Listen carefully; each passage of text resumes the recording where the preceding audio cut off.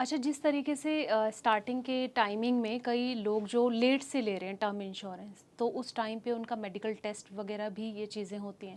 कई चीज़ें होती हैं कि कुछ लोग अपनी कुछ बीमारीज़ होती हैं जो उनके बारे में वो डिस्क्लोज़ नहीं करते, बताते नहीं हैं।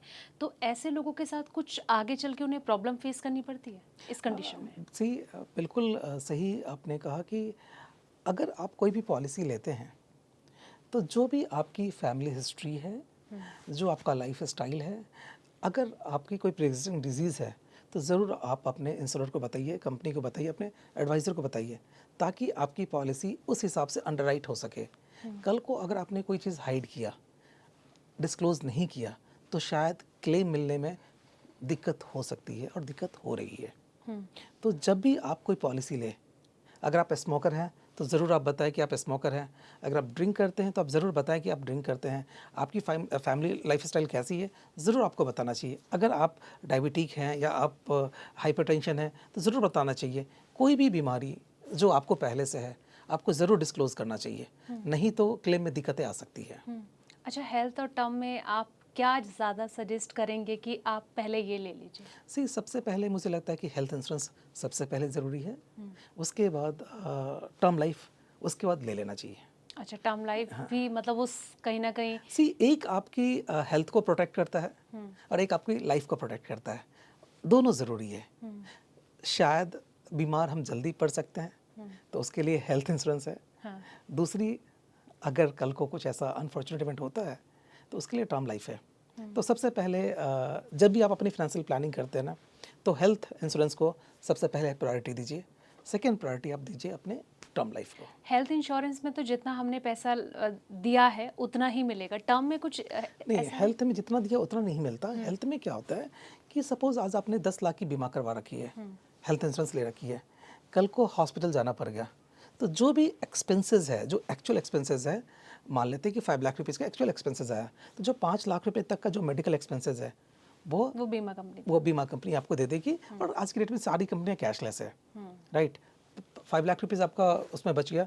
फ्यूचर में कभी भी उस साल अगर आप एडमिट होते हैं तो 10 लाख रुपए तक का आपको बीमा मिल जाता है। वहाँ पे आपके पॉकेट में पैसा नहीं आता, वो आपके मेडिकल के एक्सपेंसेस को का टेक केयर करता है वो। और टर्म में फिर ये होता है कि जितना हम जेब से लगा रहे हैं उतनी ही अमाउंट मिलेगी या फिर कुछ? नहीं, टर्म लाइफ के अंदर जितने का हमने बीमा ले रखा है, सपोज हमने 1 करोड़ रुपए का बीमा ले रखा है, 1 करोड़ रुपए के लिए आपको कितना प्रीमियम पे करना है साल का? शायद 20,000 रुपये, 25,000 रुपये, राइट। लेकिन कल को अगर मिसहैपनिंग होती है तो पूरा का पूरा पैसा, पूरा 1 करोड़ रुपये टैक्स फ्री आपकी फैमिली को मिल जाएगा और उस पर कोई टैक्स पे करने की जरूरत नहीं पड़ती।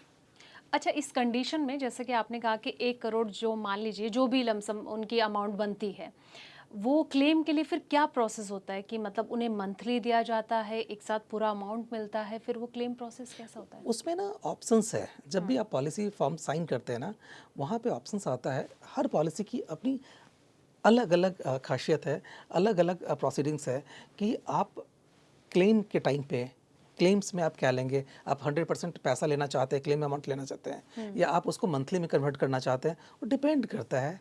जब भी कोई क्लेम आता है तो जो क्लेमेंट है उनको सर्टेन डॉक्यूमेंट्स सबमिट करना होता है। जो इंश्योरेंस कंपनीज है वहाँ पे, लाइक डेथ सर्टिफिकेट, जो आपकी KYC है, कैंसिल चेक, ये डॉक्यूमेंट्स आपको वहाँ पे सबमिट करना पड़ेगा। उसके बाद जब पॉलिसी ली गई होगी तो वहाँ पे उन्होंने ऑप्शन टिक किया होगा कि जो क्लेम है उनको लमसम चाहिए या इंस्टॉलमेंट में चाहिए, तो जो भी ऑप्शंस उन्होंने ऑप्ट किया होगा उस हिसाब से उनको मिल जाएगा और बहुत ही इजी प्रोसेस है। प्रहलाद जी, एक सवाल ये भी कि अगर कोई टर्म इंश्योरेंस ले रहा है तो कोई नॉमिनी है, तो कितने नॉमिनी हो सकते हैं इसमें? मल्टीपल नॉमिनी हो सकते हैं, वो आपके ऊपर डिपेंड करता है कि आप कितने नॉमिनी बना सकते हैं, बनाना चाहते हैं। 1, 2, 3, 4, 5 जितने भी नॉमिनी चाहे उस हिसाब से आप अपने हिसाब से उसको डिस्ट्रीब्यूट भी कर सकते हैं। नॉर्मली 90% केसेस ऐसा देखा गया है कि लोग स्पाउस को नॉमिनी बनाते हैं। 100% आप बच्चे को भी बना सकते हैं, आप पेरेंट्स को भी बना सकते हैं। बट आइडियली ये होता है कि अगर पेरेंट्स की भी डिपेंडेंसी आपके ऊपर है और वाइफ की भी डिपेंडेंसी आपके ऊपर है, तो मुझे ऐसा लगता है कि 50-50 कर देना चाहिए। क्योंकि अच्छा।